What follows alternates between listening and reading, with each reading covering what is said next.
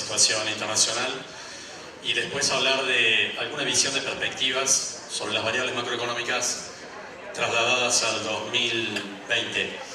En realidad, en condiciones normales, está claro que el sector agropecuario y las cadenas de agroalimentos miran mucho lo que pasa en Chicago, la situación internacional. Hoy nos queda claro que la mayor parte de los actores de las cadenas de agroalimentos están básicamente con la expectativa de ver los cambios que se van a producir de cara al 2020, están mirando más la situación interna que la situación internacional.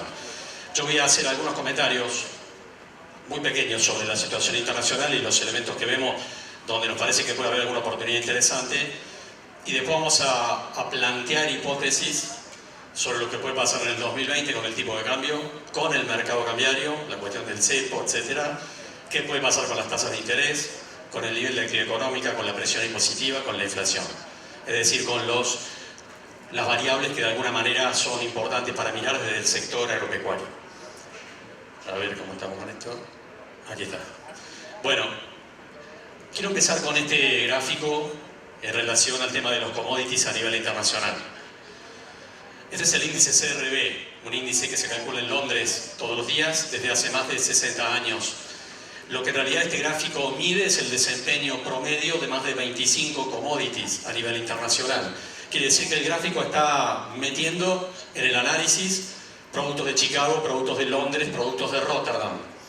Y estamos hablando de granos, harinas y aceites, metales, petróleo, oro, leche en polvo. Si ustedes miran el desempeño de los precios, en realidad, bueno, esto no funciona, pero vamos a ponerlos acá. Si ustedes miran el desempeño de la década del 90, tenemos por supuesto un escenario de volatilidad como es habitual, pero el gráfico nos está mostrando algo interesante en relación al desempeño de los precios entre el 2002 y el 2008. Lo que vemos así es un cambio de tendencia evidente en los precios de los commodities a nivel mundial en ese periodo de la década pasada. Digamos que un cambio de tendencia que no habíamos visto casi prácticamente nunca en la historia del capitalismo. Ese fue el escenario que condujo el precio de la soja en Chicago a valores impensados, el que condujo el precio de la leche en polvo a $5.000 la tonelada, hoy vale 3.000, el que mandó el precio del petróleo por arriba de los $100, hoy vale 70.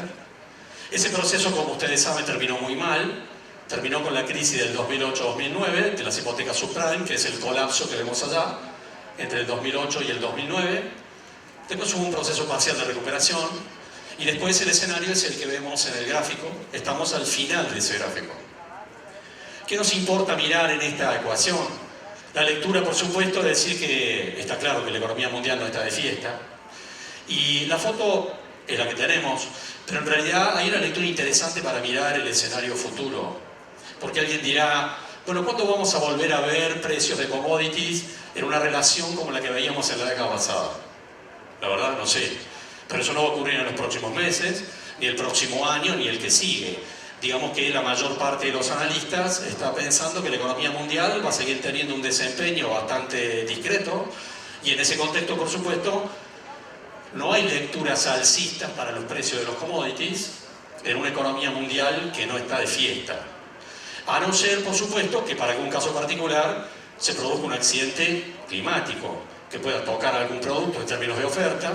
Fue lo que nos pasó con el trigo el año pasado, cuando tuvimos una situación climática complicada en algunos países del mundo, y eso generó, por supuesto, una aceleración de precios que aprovecharon los productores de trigo en la Argentina. Pero digamos que estábamos hablando de un accidente, no de la lectura tendencial que estaba mostrando el mercado. Y esta es la lectura que seguimos teniendo en una relación que, por supuesto, también ayuda a mirar el desempeño de la economía argentina un poco más allá. ¿Por qué? Porque quiero mostrarles un gráfico del nivel de actividad económica de la Argentina. Es este que está aquí. Este es el PDI de la Argentina, el nivel de actividad económica del país. Fíjense el desempeño del nivel de actividad económica entre el 2003 y el 2008, un excelente desempeño del nivel de actividad, recesión en el 2009, recuperación en el 2010 y el 2011, y la economía argentina viene andando por la banquina del 2012. Bueno, la pregunta sería, este gráfico, ¿no tiene un nivel de correlación con el que mostrábamos primero? Es evidente que sí. Es evidente que sí. Ustedes dirán, ¿y a dónde apunta lo que querés plantear? Que en el escenario de la economía argentina del 2020, del 2021, y tal vez un poco más allá, no hay ningún viento de cola internacional que pueda hacer que el desempeño de la economía argentina tenga un cambio de tendencia por un factor externo claramente positivo. Esa película no existe. Y por lo tanto hay que mirar el desempeño de la economía argentina en el escenario discreto que está teniendo la economía internacional. Pero decíamos que ojalá tengamos un comportamiento lateral, porque en realidad existen riesgos a nivel internacional que podrían hacer que la situación empeorara. Eso podría ocurrir. Vamos a suponer por un momento que no, pero en realidad dijimos, algún producto particularmente puede tener un desempeño alcista si hay un problema climático, fue lo que pasó con el trigo el año pasado, o algún problema sanitario. Y acá me quiero detener en un problema sanitario a nivel internacional que expresa, a mi juicio, una oportunidad inmejorable para la Argentina de cara al 2020. En realidad, y muchos de ustedes lo deben saber, estamos frente a un problema sanitario de una envergadura todavía difícil de discernir en el sudeste de Asia y particularmente en China, que es el tema de la peste porcina. Es posible que China a lo largo de este año, cuando termine el año, haya sacrificado la mitad de su stock porcino. El tema es que el stock porcino de China es el mitad del stock porcino del mundo. De tal manera que si China está sacrificando la mitad de su stock porcino, está generando un shock en el mercado internacional. Porque también sabemos que el problema de la peste porcina no está solo en China. Está en Vietnam, está en Tailandia, está en Indonesia, está en Malasia, está en Rusia. O sea que también está ingresando en la situación del mercado europeo. Si miramos la situación sobre los mercados, porque alguien dirá, bueno, si los chinos tienen que sacrificar la mitad del stock de porcinos, volverán a comer arroz. Eso no va a ocurrir porque el nivel de ingreso promedio de los habitantes en China ya está en un nivel sobre el cual ya no se retrocede sobre el escenario de cambio en la dieta. De tal manera que lo que tenemos arriba de la mesa es un cambio en el mercado mundial de proteína animal. Y eso es parte de lo que está ocurriendo.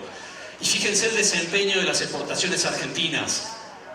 En rojo tenemos la etapa complicada del gobierno anterior, cuando en realidad las exportaciones estaban pisadas. Y hoy estamos mirando un nivel de exportación del 23%. En realidad este dato es viejo, es de la Cámara de Exportadores, de la Cámara de Frigoríficos. En realidad hoy estamos ya arriba del 28%. Porque esto está evolucionando rápidamente. Y a mí me parece que es muy posible que cuando termine el presente año nos encontremos con que las exportaciones tal vez lleguen al 30% o incluso superen el 30%. Los datos que nos llegan de la feria de Aruba de la semana pasada son datos muy fuertes con respecto a cómo los frigoríficos y los compradores chinos y del resto del sudeste asiático avanzaban sobre la feria en términos de comprar proteína animal no solo de origen porcino, sino de otras carnes. Y esto, por supuesto, está generando una oportunidad para la Argentina. Pensemos, por supuesto, en términos porcinos no tiene mucha significación para nosotros desde la Argentina, porque si los argentinos decidiéramos que toda nuestra producción porcina anual, la destináramos al mercado chino sin consumir un kilo nosotros, mandáramos toda nuestra producción al mercado chino, en realidad podríamos abastecer con nuestra producción anual al mercado chino en 5 días, a lo largo de 5 días. Eso expresa, por supuesto, la magnitud del mercado interno chino y también que Argentina es un pirincho, por supuesto, en el mercado de porcinos. Pero en realidad es importante mirar esta secuencia porque está expresando claramente un proceso de aceleración de las exportaciones de la carne vacuna argentina con destino al sudeste de Asia. Y fíjense esto, este es el comportamiento de las exportaciones argentinas de carne vacuna, tomando la primera parte de este año comparada con la primera parte del año pasado. O sea que Argentina le vende carne vacuna a China, a China, a China y a China. Cuando alguien me dice que Argentina tiene como principal mercado de su carne vacuna el mercado europeo, el que está diciendo eso está hablando de arqueología. Está hablando de arqueología. Esa imagen no existe. Lo que tenemos es esto. Ustedes dirán, bueno, pero este ya es el resultado del colapso sanitario de la carne porcina en China. No, esto está mostrando el inicio de ese proceso. Está mostrando el inicio de ese proceso. Porque si ustedes se fijan, la comparación del año pasado, obviamente que ya el año pasado, y a principios del año pasado, China era el principal destino de las carnes argentinas. Claramente lo era. La lectura que tenemos con respecto a este tema, de esta situación sanitaria, llamémosle así, de este siniestro sanitario, es que los precios internacionales de toda la proteína animal están en un proceso de aceleración y que la Argentina tiene una oportunidad inmensa de posicionarse de cara al próximo año en el sudeste de Asia con su carne vacuna. Y algunos de ustedes acá estarán pensando que este es un tema delicado porque estamos frente a un cambio de gobierno y el gobierno anterior fue el que frenó las exportaciones entre el 2013, 2014 y 2015. Yo no tengo ninguna bola de cristal, pero en realidad tengo ciertos indicios. El primero lo vengo teniendo desde hace meses, porque estoy viendo cómo, desde hace varios meses y hasta el día de hoy, los principales frigoríficos de exportación de la Argentina están invirtiendo fuertemente en infraestructura con destino a exportación. Lo están haciendo hasta el día de hoy. Hay un fuerte posicionamiento en términos de inversión en infraestructura. Como conozco a algunos de esos empresarios, y son de los que veo que fuman debajo del agua, en realidad pensar que empresarios de semejante magnitud, de semejante perfil, estén tomando decisiones estúpidas, porque no están entendiendo lo que va a pasar el año pasado, me resulta difícil de creer. Por lo tanto, mi primera información preliminar era que estos frigoríficos que siguen invirtiendo el día de hoy tenían alguna señal de los candidatos opositores de que no se va a frenar la exportación de carne vacuna el año que viene. Creo que ese dato se ha ratificado por distintas otras variantes en términos de versiones y expresa, por supuesto, una lectura muy interesante, porque hoy estamos mirando un sector ganadero muy complicado, un feedlotero obviamente está en una situación complicada, y lo que tenemos por delante es un escenario probablemente de aceleración de las exportaciones de cara al año que viene. Esta lectura de aceleración de exportaciones tiene dos patas. La primera, por supuesto, la aceleración de los precios mundiales, y la segunda, la debilidad del mercado interno. Puede ser un mercado interno de carne vacuna que está muy golpeado y que probablemente va a seguir golpeado de cara hacia el año que viene. Ahora, en este plano, yo quisiera entonces ahora pasar a mirar las lecturas que tengo sobre las variables macro, porque me ocurre habitualmente que en muchos auditorios, sobre todo en el sector pecuario también, y a nivel de empresarios pymes, hay mucha gente que dice: Argentina es un país imprevisible, no sabemos lo que va a pasar dentro de 15 días. Y yo creo que eso no es tan así, y quiero plantear cuál es mi visión de lo que puede pasar el próximo año en la Argentina en términos de precios relativos, en términos de los precios relativos de la economía, que es en definitiva lo que me define rentabilidades sectoriales. Si yo puedo estar identificando precios relativos y rentabilidades sectoriales, estoy identificando lo más importante en términos de decisiones empresariales. Esto que está acá es el tipo de cambio real bilateral en la Argentina, con el salto del año pasado, que tenemos allá arriba, con un dólar que llegó a 44 pesos, y la situación actual. Está claro que tenemos un tipo de cambio real alto, medido al menos en el rango de este gráfico. Tenemos un tipo de cambio real alto.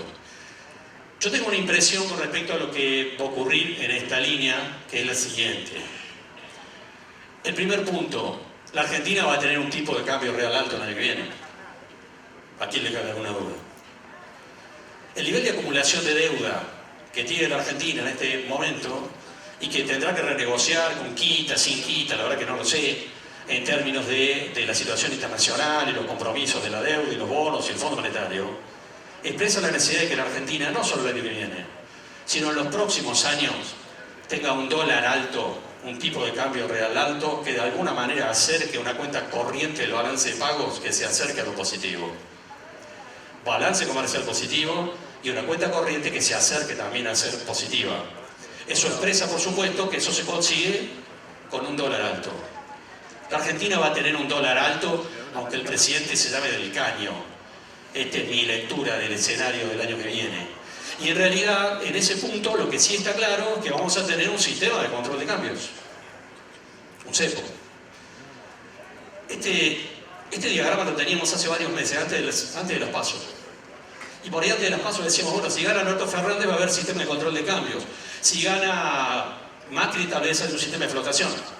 Finalmente el que tomó la decisión del cepo, ¿quién fue? Macri. O sea que ahora tenemos una certeza. Y la certeza es que el año que viene vamos a seguir teniendo un sistema de control de cambios. Mi impresión es que vamos a tener un cepo más fuerte que el que estamos viendo acá. Si el Banco Central tiene que concentrar capacidad para reunir los dólares en este proceso que estamos mencionando, me parece que los privados puedan comprar hasta $10.000 por mes es algo inconsistente desde el punto de vista técnico. Y lo que vamos a ver el año que viene es un proceso donde la posibilidad de comprar dólares en el mercado va a ser mucho más limitada. No sé cuál es el punto, pero creo que va a ser mucho más limitada. Vamos a tener un cepo mucho más fuerte que el que estamos viendo hoy. Si tenemos un cepo más fuerte que el que estamos viendo hoy, ¿qué podemos esperar que pase con el dólar blue? Se va a seguir despegando de la cotización oficial. Eso también va a ocurrir. Si recordamos la situación del 2015, si ustedes recuerdan, a fines del 2015 el dólar en el mercado oficial terminó a 9,50, ¿sí? ¿Y el blue estaba en dónde? 15, 16. Estamos viendo ahora cómo el blue se va despegando lentamente. Cuando nos situemos en el próximo año vamos a ver obviamente un blue bastante más despegado. Por ahí vi una pregunta de algunos que decían, bueno, ahora es doblamiento cambiario. No sé, no me parece tan necesario mirando esta imagen. Lo que sí probablemente vamos a ver es un tipo de cambio efectivo diferenciado. ¿En qué aspecto? Pensemos en la situación de diciembre del 2015, lo que ustedes ven allá. Un tipo de cambio recontra atrasado, el de la última etapa del gobierno de Cristina Fernández. Si nosotros en el 2015 salíamos al exterior, nos íbamos a Europa, usábamos la tarjeta de crédito, ¿el tipo de cambio cuál era? Ese. Entonces, ¿qué se terminó poniendo? Una carga impositiva, ¿recuerdan? Una carga impositiva. Mi impresión es que vamos a volver a ver esto. Lo vamos a volver a ver. Eso no es un tipo de cambio diferencial desde el punto de vista formal, no es un desdoblamiento cambiario. Es simplemente que vamos a ver tipos de cambio efectivos distintos en función probablemente de la carga impositiva. Me parece que en el tema turístico eso va a ocurrir, porque una Argentina que necesita racionar sus dólares no se puede dar el lujo de que los argentinos se gasten más de 10.000 millones de dólares en turismo externo. Por lo tanto, está claro que va a haber un proceso de diferenciación impositivo en ese rango para que los argentinos se vayan a Calamuchita, por ejemplo, en lugar de ir a República Dominicana. Porque la restricción de divisas que tenemos arriba de la mesa es muy fuerte. Y pensemos además que el cepo que estamos viendo hoy tiene un nivel de inconsistencias muy importante. Hoy tenemos empresas exportadoras que no tienen refinanciación, que no tienen capacidad de financiar las exportaciones. No hay prefinanciación de exportaciones. Esto es ridículo. Si estamos hablando de un país que tiene que exportar para pagar su deuda, ¿cómo va a ocurrir que no podamos tener prefinanciación de exportaciones? O sea que esto va a haber que rehabilitarlo en algún momento. Esto hace las inconsistencias de las decisiones de corto plazo que se están tomando, que obviamente están fuera de lo que razonablemente vamos a ver después. Lo que sí está claro entonces es que vamos a tener un tipo de cambio alto, que vamos a tener un cepo más fuerte que el que vimos, que el que estamos viendo ahora, y que vamos a ver un dólar blue que se va a seguir despegando de la cotización oficial. ¿En qué proporción? No lo sabemos, pero sí podemos interpretar la tendencia de lo que va a ocurrir. El otro punto que me interesa rescatar es la baja en las tasas de interés en pesos. Esto también tiene que ocurrir. En realidad, el nivel de tasas de interés del sistema que hemos visto en estos últimos tiempos es uno de los elementos que ha contribuido a la destrucción del aparato productivo y a la ruptura de la cadena de pago. Esto claramente no se puede sostener. Y lo que vamos a ver en el proceso del año que viene va a ser algo que estamos empezando a ver tibiamente, que es una baja de las tasas de interés en pesos en el sistema. Algo que el Banco Central deberá administrar de la manera más prolija posible. Pero está claro que ese es el proceso que inevitablemente vamos a ver, gane quien gane las elecciones, porque el nivel de tasa de interés que hemos visto en estos últimos 2 y 3 años Es absolutamente incompatible con el funcionamiento del sistema productivo en la Argentina. Yo siempre he dicho en estos últimos 2 o 3 años qué actividad productiva podía competir con la tasa de interés en pesos. ¿Ustedes conocen alguna? Yo estuve por sacarle el flujo de fondo a la venta de droga, porque en una de esas podía funcionar. Pero en realidad está claro que el sistema productivo no podía seguir funcionando con este nivel de tasas. Y lo que vamos a ver es un proceso de disminución de las tasas de interés.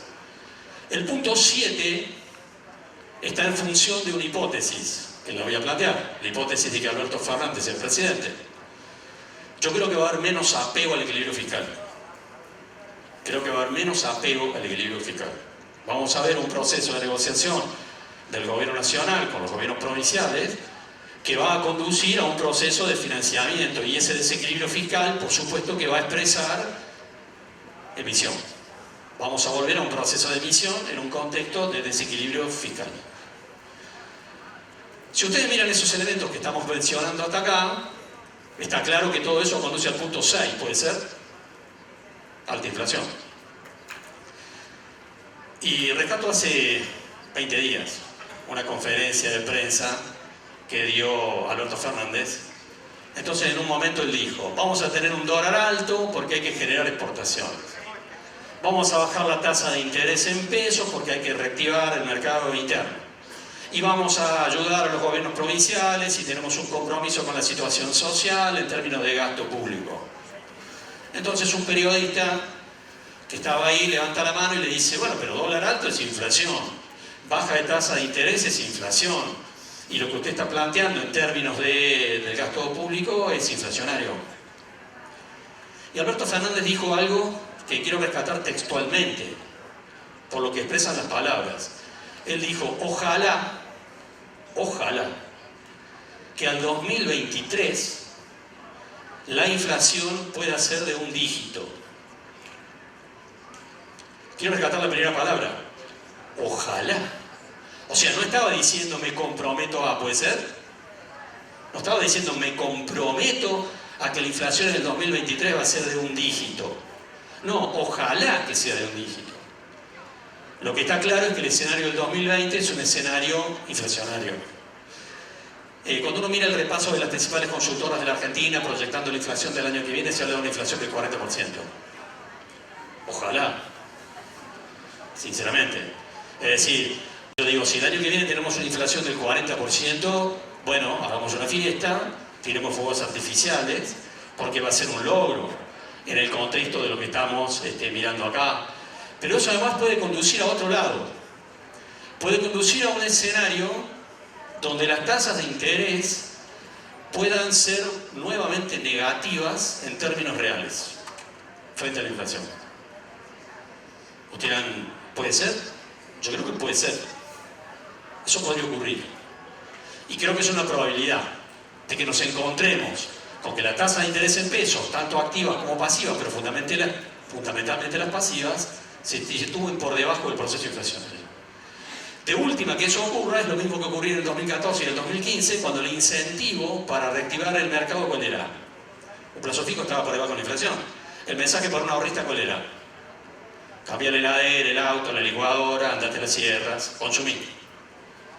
Esta lectura la vamos a volver a tener en mayor o en menor medida, y quiero rescatar frente a esto algunos otros elementos que me parecen importantes. Porque esta mañana este evento dedicó un espacio importante a la cuestión inmobiliaria. El sector inmobiliario, por supuesto, que está en una situación muy delicada. Si yo miro este escenario, y lo imagino de cara al 2020, puedo empezar a mirar un proceso de reactivación del mercado inmobiliario. Ustedes dirán, ¿por qué?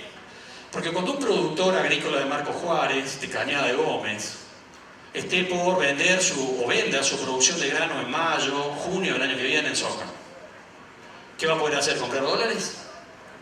No. Y tal vez mire un plazo fijo y el plazo fijo sea negativo frente a la inflación. Es posible. Esto ya ocurrió. Es posible. Y si ese productor vende su producción entonces y no puede comprar dólares, y se va a encontrar con una posibilidad de que la tasa de retorno que le ofrece el sistema financiero es o negativa o muy reducida, ¿qué va a hacer con sus recursos, con su excedente? Puede ser que vaya al mercado inmobiliario, que cambie la cosechadora, que cambie un vehículo. Mi impresión, para ver una reactivación del mercado inmobiliario no hay que ser Gardel, porque está en un piso tan furioso, digamos, que cualquier movimiento ascendente va a marcar un número relativamente importante. Mi impresión es que el mercado inmobiliario posiblemente empiece un proceso de recuperación el año que viene, si las variables se comportan como estamos analizando aquí, en términos de probabilidad. Tipo de cambio alto, con control de cambio, cepo, dólar blue para arriba, bajas tasas de interés en pesos, un proceso de baja, alta inflación, desequilibrio fiscal, alta presión impositiva. ¿Qué duda cabe? Si yo tengo un gobierno que el año que viene se encuentra con un pago de deuda infernal en el mercado internacional y con una problemática interna en términos sociales que es durísima también, ¿puede ser? ¿Qué margen existe para bajar la presión impositiva? A mí me parece que no existe. Quiero rescatar algo aquí, ¿no?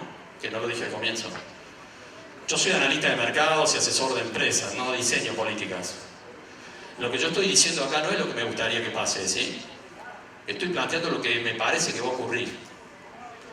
Para que pensemos, en términos de empresas, qué decisiones tomamos si el contexto tiene estas características.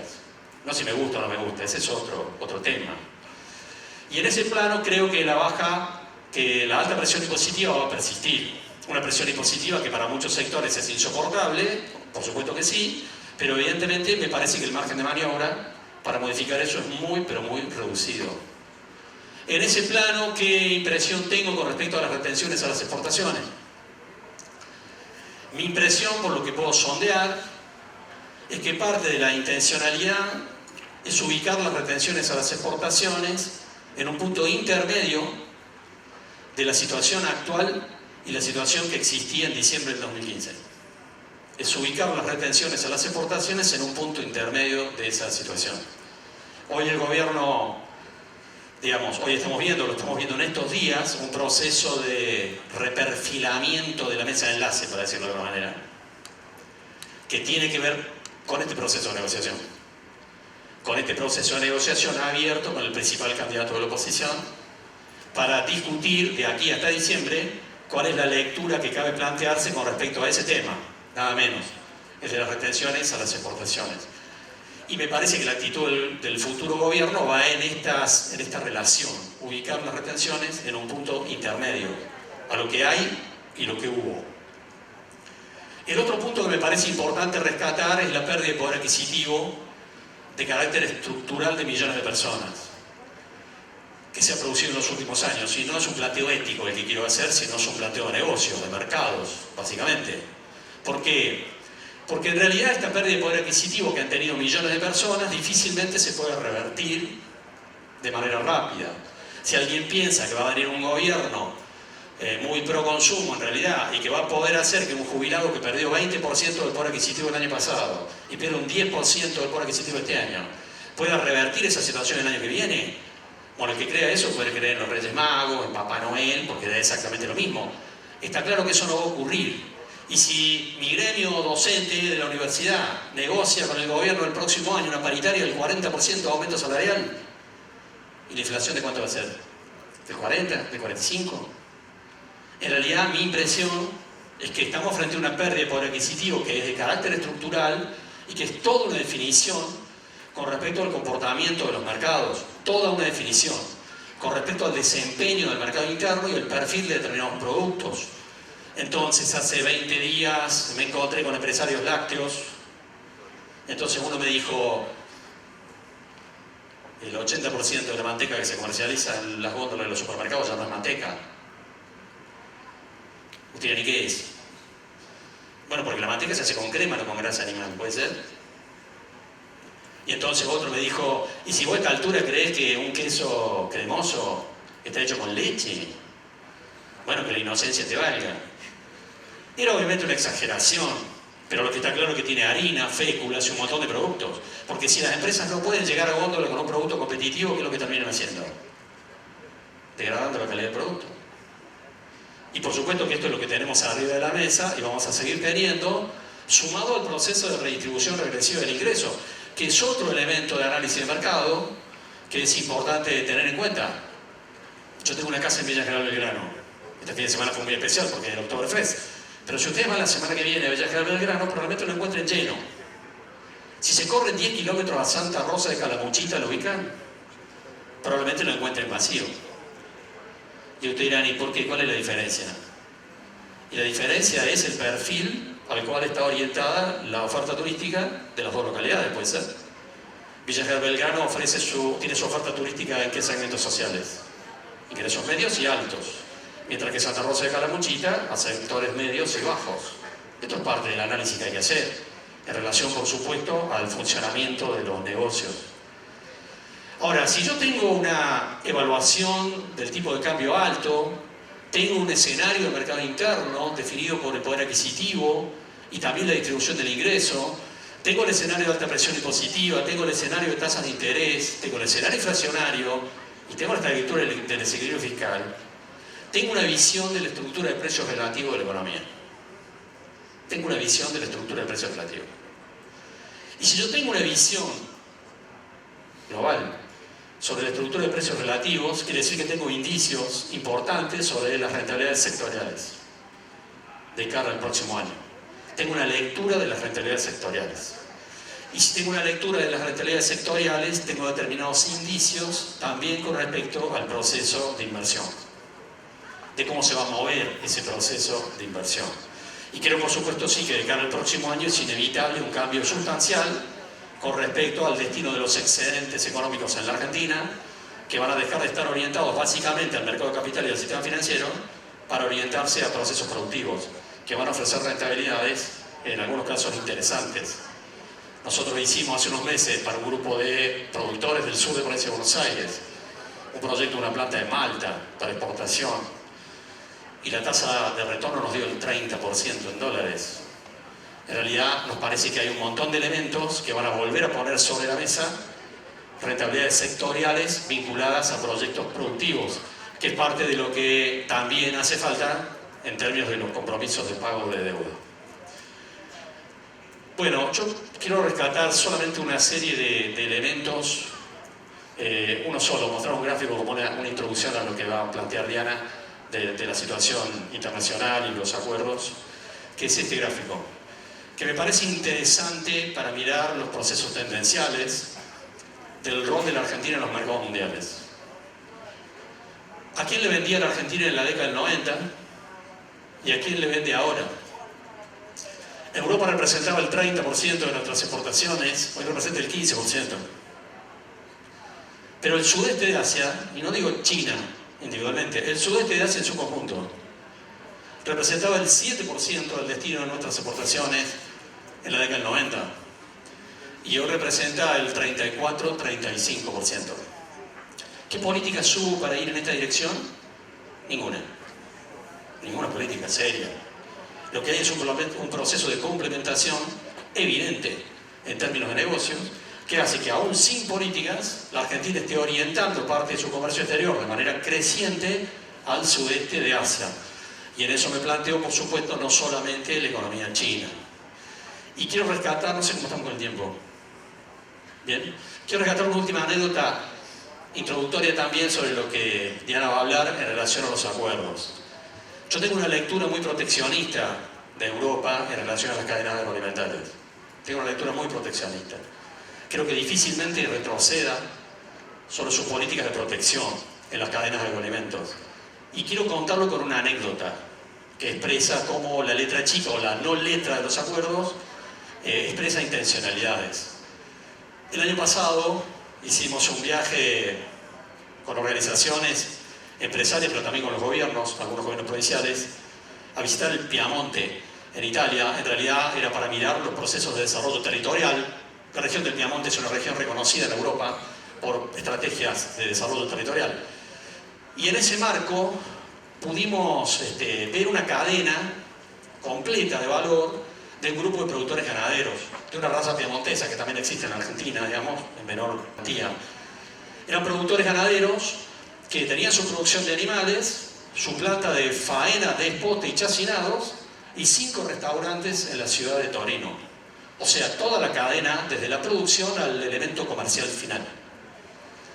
Y Fuimos a comer al restaurante una noche, entonces nos mostraban productos, a ver, naturales, tradicionales. Entonces decían, este bife que vas a comer lo comió Carlomagno, una cosa así. Pero en realidad está bien, el marketing era bárbaro. Al día siguiente fuimos a ver la producción. Por supuesto que los animales estaban en confinamiento, como ocurre en toda Europa. Y en realidad el veterinario que nos atendió nos dijo muy orgulloso, estos animales aumentan 1,8 kg por día. Qué natural que será eso. Faltaba que tuvieran clavada la aguja atrás los animales. Ahora, eso ya lo sabemos. Todo el que está en el sector agropecuario sabe que eso es así, pero yo me dedico a proyectos de inversión en los sectores de agroalimentos y también trabajo en la elaboración de proyectos de frigoríficos. Y había algo que a mí me llamaba mucho la atención, porque decía, si estos productores están con un nivel de faena para estos 5 restaurantes, no me cerraba por ningún lado que la planta de faena y de pote pudiera funcionar. ¿Por qué? Porque en la Argentina, para tener una planta frigorífica hace falta un nivel de escala mínimo que cubra los costos fijos, ¿puede ser? Y no es menor. Hace falta un nivel de faena importante para cubrir los costos fijos. Entonces yo decía, estos productores con esta planta, con este nivel de faena, que habrán inventado la pólvora. Es decir, han inventado una tecnología novedosa para desarrollar el segmento. Bueno, vimos la planta, vimos el ciclo 1, vimos el ciclo 2.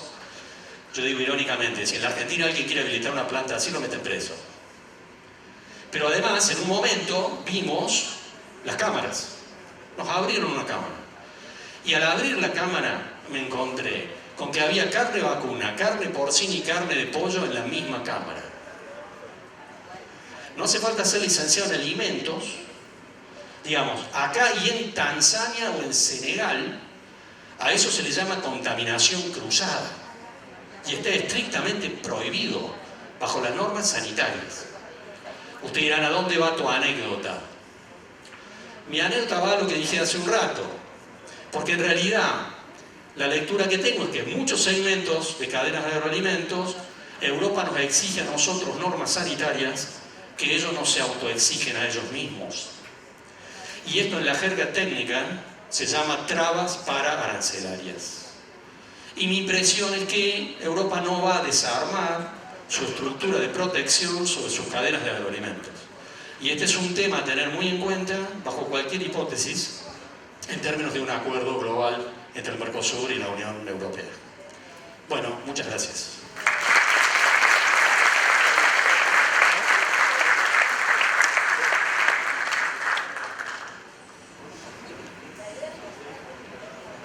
Yo llegué temprano, estaban todos cómodamente sentados, un señor le hacía preguntas que habían acordado de antes, y resulta que a mi panel me toca estar parada y él me quema en la mitad de la presentación. No puede ser.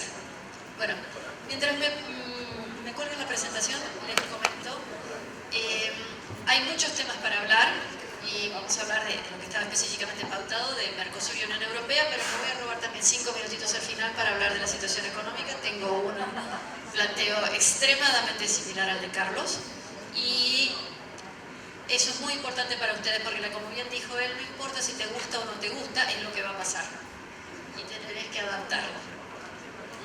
Ojo, también tenés que votar antes para que no pase si no te gusta, pero bueno. Pero digamos, sepamos que, cómo nos tenemos que estar adaptando para estas circunstancias. Bueno, el contexto argentino nunca se puede analizar ningún país sin considerar lo que está pasando en el resto del mundo. Tenemos un proceso aceleradísimo de cambios de muchísimas variables. Tenemos una robotización en el mundo muy grande que está cambiando la productividad en el mundo. Uno lo escucha a Trump en su pelea con China diciendo que, bueno, que están volviendo un montón de empresas a Estados Unidos, lo cual es razonablemente cierto, parcialmente cierto, un 15% de empleo está volviendo de China a Estados Unidos, pero básicamente porque los chinitos ya no comen arroz, sino que ahora tienen una calidad de vida muchísimo mejor y porque la robotización ha avanzado tantísimo que los costos de producción en Estados Unidos, más la energía baratísima que tienen luego de la revolución del shale, han bajado. Por lo tanto, cualquier cosa que nosotros queramos producir domésticamente, tenemos que estar compitiendo. Antes decíamos, con los chinitos que comen arroz, o vietnamitas, o hindúes, o lo que fuera, y ahora con la inmensísima productividad que también tienen las economías occidentales. Sepamos que de todas maneras, Alemania sigue siendo el principal exportador del mundo, más que China. La productividad alemana, también basada en una serie de procesos que a nosotros nos cuesta muchísimo ni siquiera entenderlos, es muy alta. Por lo tanto, aquellos que estemos nosotros trabajando en sectores industriales o en sectores que compitan con algún tipo de producto que puede ser importado, están en problemas. Y aquellos que compitamos con servicios, también podemos llegar a tener problemas si es un servicio que de alguna manera puede viajar fácilmente. El otro tema que tenemos que ver, además de la disputa China y Estados Unidos, es lo que está pasando con los procesos de secesión o al menos de revuelta en el mundo. Se firmó Brexit esta mañana. Veremos si Irlanda lo acepta, si Escocia no pide ahora también su propia separación. Tenemos los terribles disturbios que está habiendo en Cataluña, en Hong Kong, en algunos países asiáticos, Kurdistán, en Cachemira, también tenemos eso. Y en todos los casos es una economía que sí es razonablemente rica, que se cansó de pagar impuestos para que otra zona menos favorecida, menos rica, viva a costa de eso. Sería imposible resolver estos problemas porque siempre va a haber uno que está pagando más impuestos que otro. Y siempre va a haber uno que reciba más que otro. Pero estos problemas se están acelerando muchísimo. Es muy probable que la verdadera razón de fondo sea no solamente la carga impositiva, sino también el rol que está teniendo el Estado, y en todos estos lugares el Estado ha crecido mucho. Y si pongo Buenos Aires ahí, o a Córdoba, ¿no? En donde también tenemos una cuestión en donde las cargas impositivas y los gastos están separados, pero sobre todo que nadie está conforme con el nivel de servicio que recibe de su respectivo Estado. Repito, nadie está conforme con el nivel de servicio que recibe de sus estados. Perdón, es para el otro lado esto. Pero en Argentina estamos creyendo que hemos descubierto que la política y la economía están relacionadas. Esto no es un descubrimiento. Desde el año 1700 y algo, John Stuart Mill, su primer libro de economía se llamó Political Economy. Estamos tan relacionados que lo que pasa, fíjense lo que pasó con las PASO, simplemente mantener expectativa de un cambio político, las consecuencias que trae económicas. Obviamente porque la economía argentina era más débil. También ha habido fuertes conflictos recientemente en las últimas 2 semanas, Perú y Ecuador. La economía de Perú prácticamente no se movió, la economía de Ecuador sí tuvo un fuerte cimbronazo. Y todo depende de cómo era su situación fiscal inicial. O sea, no es solamente la política que te lleva a la economía, también la economía que te lleva a la política. También tenemos un caso en que no sabemos qué estamos votando. Macri con Pichetto, Cristina con Alberto, en algunas provincias lo mismo. O sea, ¿qué es lo que realmente estamos eligiendo? ¿Qué es lo que realmente está ocurriendo? Tenemos un tema de que cambiar no es tan fácil. Yo no sé cuáles son las razones por las cuales el tanto cambio que hubiéramos querido no se ha producido, o que algunos hubieran, pero digamos, básicamente es muy difícil modificar algo sin modificar una serie de cosas. Todos sabemos que muchos creemos que sería conveniente que hubiera una reforma laboral, previsional, impositiva, y muchísimos otros elementos, pero claro, cada uno dice, a mí no me cambia nada hasta que no cambies lo de él. Y hacerlo todo de forma simultánea se hace extremadamente difícil. Por lo tanto, cualquier cambio lo demoramos, pero el mundo no nos espera. Hasta que el resto del mundo estén haciendo algo, nos puede llevar puestos. Entonces, cuando queremos cambiar las cosas, al final puede ser que estemos haciendo lío. Argentina está en una encrucijada terrible. No por las elecciones, no porque el gobierno que hubo, ni el que vendrá, ni el de hace 10 años, ni el de dentro de 20. Es porque no tenemos claro cuáles son nuestras fortalezas competitivas. Porque hemos estado tratando de imitar a los países europeos o Estados Unidos cuando nuestra dotación de recursos es diferente. Porque durante 50, 100 años hemos dicho, no, el sector agropecuario hay que ponerle algún tipo de impuesto para fomentar la industrialización, y eso ya ahora no es posible. No sé si alguna vez fuera buena idea, pero hoy ya no es posible. Porque sería absolutamente inviable competir desde el punto de vista industrial, como le estaba diciendo, con la enorme productividad que tiene China o Estados Unidos o Alemania o algunos otros países. No tenemos ni la dotación de capital, ni los procesos, ni los recursos energéticos que ellos tienen. Por lo tanto, estamos tratando de migrar de un sector hacia otro, y eso es doloroso. Nos puede gustar poco o mucho, según el sector en que cada uno esté, pero es inexorable. El otro punto a tener en cuenta es que estamos en un proceso de apertura económica. ¿Podemos volver a cerrarnos? Difícil.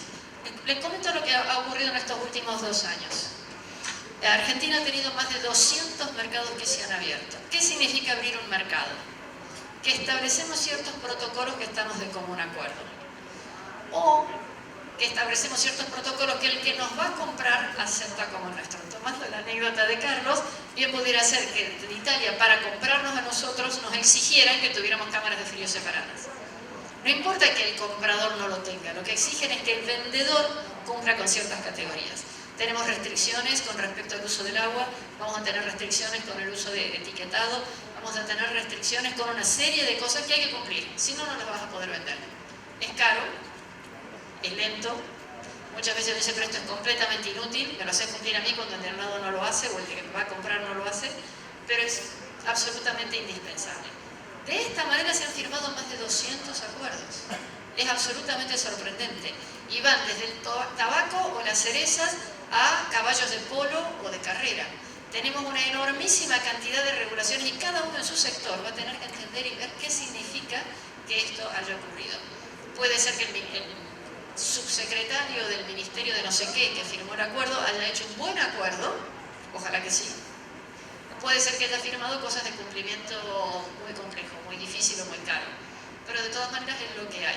Si queremos vender a determinados mercados, no va a ser posible. Tengo una amiga que vende carteras, ella está vendiendo carteras a Perú y le va muy bien. A Ecuador y ya no, pensó que le iba a ir muy bien. No, las restricciones para vender sobre el uso del cuero son distintas en Perú que en Ecuador. Por lo tanto, ha tenido que montar unas pequeñas diferencias en el proceso para que lo que venda en Perú, pues diría, pero si es algo de moda, ¿qué tiene que ver? Bueno, pues no tiene alguna importancia y no puede vender el mismo producto, o sea, no tiene las ventajas de una economía de gran escala, vendiendo carteras, una cosa así de chiquitita, en Perú y en Ecuador. Y tampoco estoy hablando de la sofisticación de algunos otros países. Estos 200 acuerdos están básicamente para productos agroindustriales. ¿Por qué para este tipo de productos y no una cosa de industrial a seca? Bueno, porque de todas maneras no vale la pena el esfuerzo porque el de afuera dice, ¿para qué voy a ir a revisar a tu país algo si total jamás te lo voy a comprar? En este momento tenemos una misión japonesa revisando múltiples frigoríficos en Argentina. Estaba abierto que podían comprar carne abajo del paralelo 42. En este momento están viendo a ver si comprarían o no al norte del paralelo 42. No sé si le va a ocurrir. No sé cuáles van a ser las exigencias que se van a poner esos frigoríficos. Y algunos van a decir, sí, lo hago, otros dirán, no, no lo hago. Pero hay una media de restricciones. ¿Y esto qué costo tiene para nosotros? Que, siguiendo con el ejemplo de un frigorífico, tiene que cumplir con las restricciones del país A, B, C, D, E. Con lo cual tiene que cumplir con la máximo nivel de restricción. A menos que diga, bueno, yo me limito y en vez de vender a estos países, solamente le puedo vender a B, C, y nunca le voy a vender a D y E porque yo no cumplo con ese proceso. Argentina se puso de acuerdo, pero mi empresita no va a poder hacerlo. ¿Qué significa el acuerdo Mercosur y el acuerdo ESTA? Que nos hemos, ya ni siquiera salen los diarios en esto. El Mercosur, por empezar, el con la UE está bastante complicado porque en Austria no les gustó, es un proceso muy lento.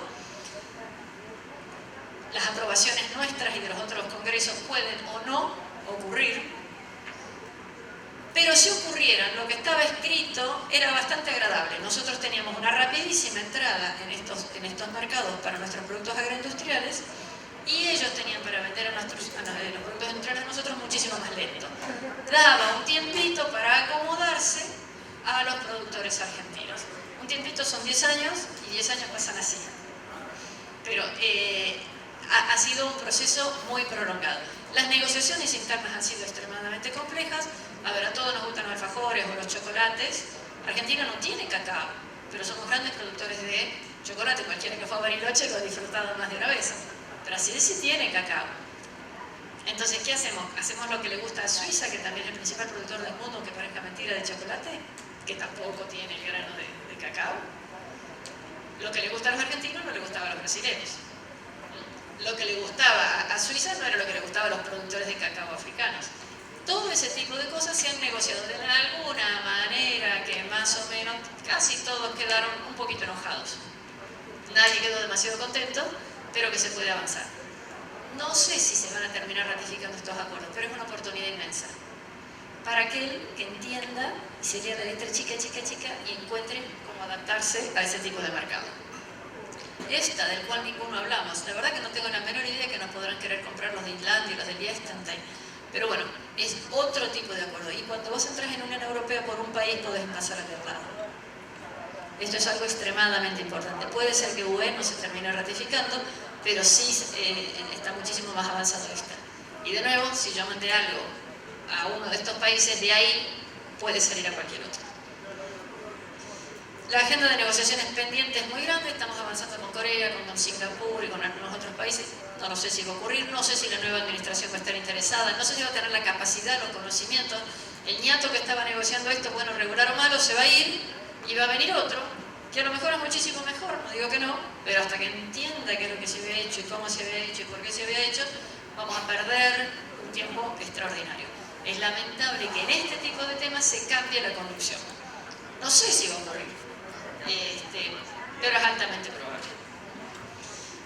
Las exportaciones argentinas estaban empezando a andar más o menos bien, desde el nivel así de bajito.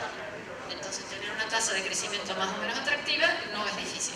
Y esto es muy importante porque no importa que yo no exporte camiones o energía, yo puedo ser contador y darle servicio a ese tipo de empresas. Puedo tener una empresa de limpieza de vidrios y trato de conseguir un contrato en el edificio donde están estas empresas.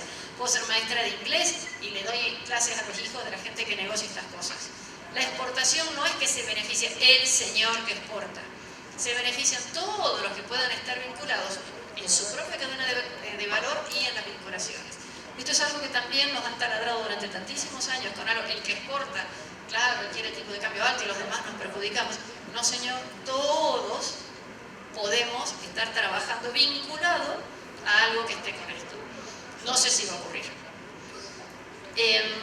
Les muestro simplemente algunos datos porque son bonitos, porque después voy a hablar de la mala onda. Entonces primero los pongo de un poquito de buen humor. Con lo que ha sido los crecimientos de las exportaciones regionales han sido francamente notables. Patagonia, el noroeste, todo el mundo ha crecido bastante. El único que no crece mucho es Cuyo, porque a Cuyo nunca le cayeron las exportaciones. Acá si quieren les dejo en algunas provincias qué es lo que se está exportando. Algunas cosas son medio raras. Alguien sabía que exportábamos cebada a Qatar, exportamos ajos, exportamos manzanas, exportamos vino. Todo el mundo habla siempre de los limones como si fuera lo único que se exporta y hacemos muchísimas cosas. En poroto somos una de las principales productores del mundo. Bombones, bueno, un montón de otras cosas que estamos exportando. Traje varios ejemplos, pero bueno, cada uno en su manera puede ser. Hay señores que hacen válvulas para algo y que se usan en vaca muerta, y una vez que conseguiste convencerlo a alguna petrolera de vaca muerta, también lo puedes exportar al resto del mundo. Son todas experiencias pequeñas, muy pequeñas. El 90% de las exportaciones argentinas, el 94% sigue siendo la cadena agroindustrial. Pero lo otro, exportar juguetes, exportar las carteras de mi amiga, exportar válvulas, todo eso tiene una importancia fenomenal para el señor que lo importa.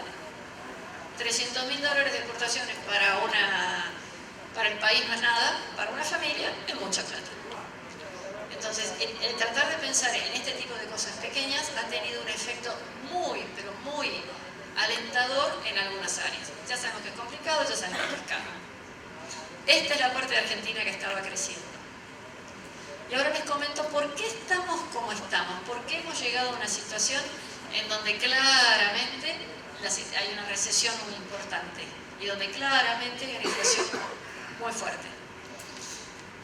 Básicamente, dejemos de lado la inundación del 2016, la sequía del 2018, etc. Hemos tenido 4 razones por las cuales estamos en recesión. Primero, tratar de reducir el déficit fiscal. Cuando Cristina deja el gobierno, era 5 y algo, según la medición del gobierno kirchnerista, según otras mediciones, tal vez exageradas para el otro lado, 8,8. No importa el número. Ese número estábamos tratando de traerlo a casi cero. Reducir el déficit fiscal, que significa menor gasto público, es recesivo. Además, hizo en un contexto en donde este es el déficit nacional y la nación había cedido un poco parte de sus ingresos a las provincias voluntariamente dentro de la reforma fiscal y 15% de la coparticipación por un fallo de la Corte Suprema. Entonces, Entonces, habiendo cedido un poco de recursos, aún así estábamos en camino, y habiendo puesto, ¿cómo se llama?, la asignación, la reforma previsional, la asignación para el adulto mayor.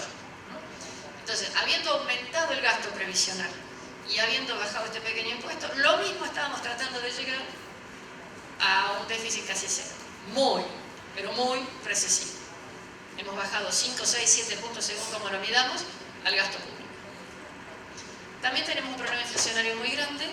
Cualquier política antiinflacionaria es recesiva.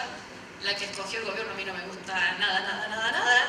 Si alguno ha leído las cosas que hemos publicado siempre en la Universidad del SEMA, siempre estuvimos en contra del tipo de política antiinflacionaria, pero no importa, cualquiera que hubiera sido, era muy recesiva. El 30-31 de julio del año pasado aparece esta cuestión de los cuadernos. Eso es extremadamente recesivo. Todas las empresas que estaban trabajando en eso tienen que dejar de trabajar. Los bancos que les daban crédito no les pueden ni quieren dar crédito. Tengan en cuenta la experiencia de Brasil. El Lavallato les lleva costado 4 años de recesión. En Argentina no ha sido diferente. O sea, detener todo este tipo de cosas ha sido pero muy difícil. Además, aunque no hubiera existido los cuadernos, hemos tenido el caso en donde se modificaron muchísimos procesos de contratación estatal, que no digo que sean tanto mejor ahora que antes, se hicieron con la intención de que sea mejor, pero por lo menos durante 4 o 6 meses en cada lado se habían detenido los procesos que había hasta no verificar de nuevo toda la cuestión. Y si alguno de ustedes ha tenido que presentar papeles ante la UIF alguna vez, sabe que es un sistema bastante oneroso. Y el último, que no quiero dejar de mencionar, es el tema de la lucha contra la droga. Ustedes me dirán, ¿cómo puede ser? Pero piénsenlo en estos términos. Este es el PBI del país. Entre el micrófono y mi mano es el PBI del país. ¿Cuánto es la economía negra en Argentina? ¿50, 40, 30? Bueno, no sé cuánto es, pero este pedacito es lo que me queda de economía negra. ¿Cuánto de esa economía negra está dominada por la actividad de la droga? No lo sé, evidentemente es mucho. Bueno, un pedacito es la droga. ¿Cuánto de esa droga se está efectivamente encontrando y decomisando? No lo sé, pero todos los días aparecen 500 kilos de alguna cosa en alguna parte. Y cuando se encuentra, no solamente se quema la droga, sino que se desbarata esa pequeña célula que estuviera exportándose, se rompe ese mecanismo.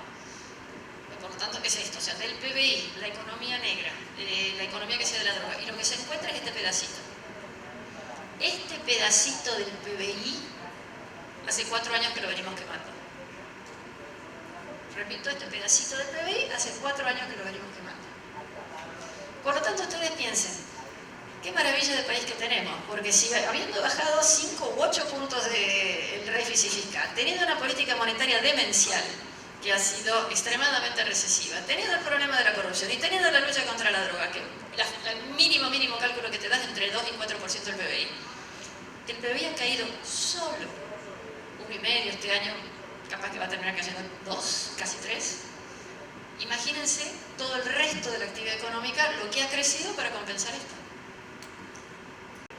Ninguno de nosotros lo ve así. Todos lo vemos diciendo estamos en una economía que no crece, estamos en una economía inflacionaria.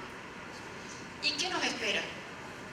Bueno, lo que nos toca, Carlos, una economía que difícilmente crezca, una economía que va a continuar siendo inflacionaria y en donde vamos a tener una fuerte necesidad de reorganizar no solo nuestra actividad, sino nuestras actividades financieras.